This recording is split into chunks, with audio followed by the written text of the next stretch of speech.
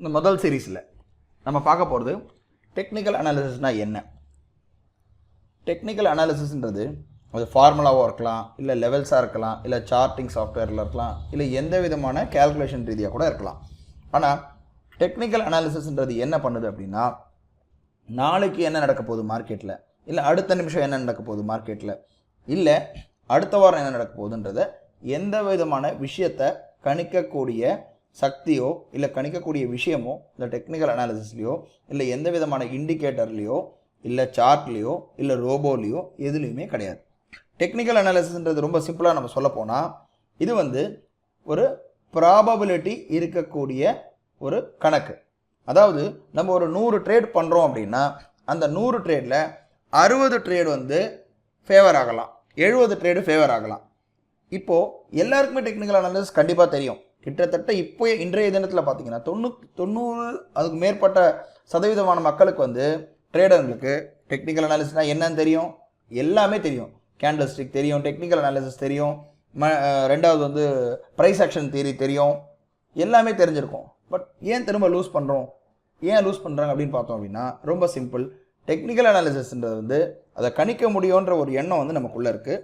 அந்த எண்ணத்தினால தான் டெக்னிக்கல் அனாலிசிஸ்ன்றது எந்த மாதிரி நம்ம நினச்சா நமக்கு லாபம் தரும்னு பார்த்தீங்க அப்படின்னா, டெக்னிக்கல் அனாலிசிஸ்ன்றது நம்ம ஒரு 100 ட்ரேட் பண்ணுறோன்னா 70 ட்ரேடு மட்டும்தான் நமக்கு லாபம் தரும்னு வச்சுக்குவோம். உதாரணத்துக்கு ஒரு 70% அக்யூரசி இருக்குது. ஏன்னா எல்லாருமே கேட்பாங்க எவ்வளோ % அக்யூரசி இருக்குது அப்படின்னு.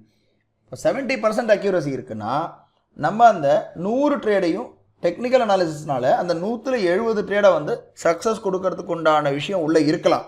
ஆனால் டெக்னிக்கல் அனாலிசிஸ்னால எந்த பர்டிகுலர் ட்ரேட் வின் பண்ணும், எந்த பர்டிகுலர் ட்ரேடு நமக்கு ஸ்டாப் லாஸ் ஹிட் ஆகுன்றதை சொல்கிறதுக்கு உண்டான விஷயம் டெக்னிக்கல் அனாலிசிஸில் கிடையாது. உதாரணமாக நம்ம ஒரு 100 ட்ரேட் பண்ணுறோம் இன்னிலேருந்து பேங்க் நிஃப்டி ஆப்ஷனில் அப்படின்னா 1வது ட்ரேட் சக்ஸஸ் தருமா, 12, 13, 14வது ட்ரேடு சக்ஸஸ் தருமா, 15வது ட்ரேடு ஸ்டாப் லாஸ் ஹிட் ஆகுமா, 16வது ட்ரேடு சக்ஸஸ் தருமான்ற இந்த மாதிரி பின் பாயிண்ட் பண்ணி சொல்ல முடியாது. அப்போது டெக்னிக்கல் அனாலிசிஸ் சக்ஸஸ் தரணும்னா நம்ம என்ன பண்ணணும் அப்படின்னா, நம்மளால் தொடர்ந்து இந்த 100 ட்ரேடையும் செய்யறதுக்கு உண்டான ப்ராப்பரான பிளான் வித் மணி மேனேஜ்மெண்ட் இருக்கணும். அது இருந்தால் மட்டும்தான் நம்ம 170 ஜெயிக்கலாம். இப்போது நம்மளாம் எல்லாருமே பார்த்துருப்போம், நிறைய கிளாஸ் போயிட்டு வந்திருப்பாங்க.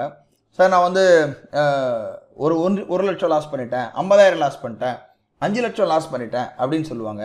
ஆனால் எந்த ஒரு ஆளுமே சார் நான் டெய்லி 4,000 ரூபா ரிஸ்க் எடுப்பேன், 100 நாள் நான் தொடர்ந்து ட்ரேட் பண்ணி நான் 4 லட்ச ரூபா லாஸ் பண்ணிட்டேன், இல்லை நான் 10 லட்ச ரூபா லாஸ் பண்ணிட்டேன், ஒரு நாளைக்கு ஒரே ஒரு 1% 10,000 தான் நான் ரிஸ்க் எடுத்தேன், டெய்லி லாஸ் பண்ணுவேன் சார், நான் மார்னிங் காத்தில் மார்க்கெட்டில் உட்காந்து லாஸ் பண்ணுவேன்.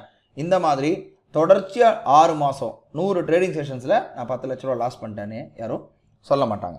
எல்லாருமே ஒரே ட்ரேட்லேயே சிங்கிள் லார்ஜஸ்ட் ட்ரேட்லேயே 5 லட்சம் 2 லட்சம் 50,000 அந்த மாதிரி லாஸ் பண்ணுறேன்னு சொல்லுவாங்க. இதனுடைய காரணம் என்னன்னு பார்த்தீங்கன்னா டெக்னிக்கல் அனாலிசிஸுடைய புரிதல் தான். ஸோ டெக்னிக்கல் அனாலிசிஸ்ன்றது என்ன, டெக்னிக்கல் அனாலிசிஸ்ன்றது இண்டிவிஜுவல் ட்ரேட் பை ட்ரேடால் அதனால் கணிக்கிறதுக்கோ இல்லை நம்ம அதை எதிர்பார்க்கறதுக்கோ முடியாது. ஏன்னா டெக்னிக்கல் அனாலிசிஸ்ன்றது 170 சக்ஸஸ் தரும். ஆனால் எந்த 5 ட்ரேடு தொடர்ந்து லாபம் தரும், தொடர்ந்து ஒரு 5 ட்ரேடு நஷ்டம் கூட தரலாம், இல்லை தொடர்ந்து 10 ட்ரேட் கூட நஷ்டம் தரலாம், கன்சிக்யூட்டிவ் லாஸ் கன்சிக்யூட்டிவ் ப்ராஃபிட் தரலாம். ஆனால் எந்த ஒரு ட்ரேட் சக்ஸஸ் தரும்ன்றது யாராலையும் சொல்ல முடியாது. அப்போது வரக்கூடிய 100 ட்ரேட் இன்னையிலேருந்து ஒரு 100 ட்ரேடை நம்ம சந்திக்கிறதுக்கு உண்டான ப்ராப்பர் மணி மேனேஜ்மெண்ட் பிளான் இருந்தால் மட்டும்தான் இந்த டெக்னிக்கல் அனாலிசிஸில் நம்மளால் சாதிக்க முடியும். ஏன்னா டெக்னிக்கல் அனாலிசிஸ்ன்றது இந்த மாதிரி தனித்தனியாக இண்டிவிஜுவலாக கணிக்கிறதுக்கு உண்டான விஷயத்துக்காக கண்டுபிடிக்கப்படலை.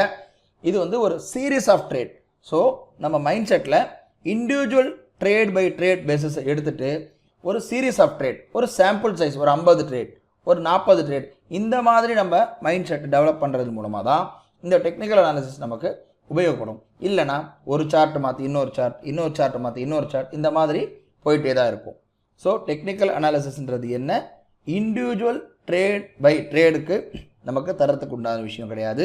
ரெண்டாவது டெக்னிக்கல் அனாலிசிஸ்க்கு நம்ம பொறுத்தவரையும் அதிகமாக மதிப்போ இல்லை அதிகமாக முக்கியத்துவம் கொடுக்கறது கிடையாது. ஏன்னா நம்ம money management, trading psychology, risk management மட்டும்தான் நம்ம முக்கியத்துவம் கொடுக்கணும்.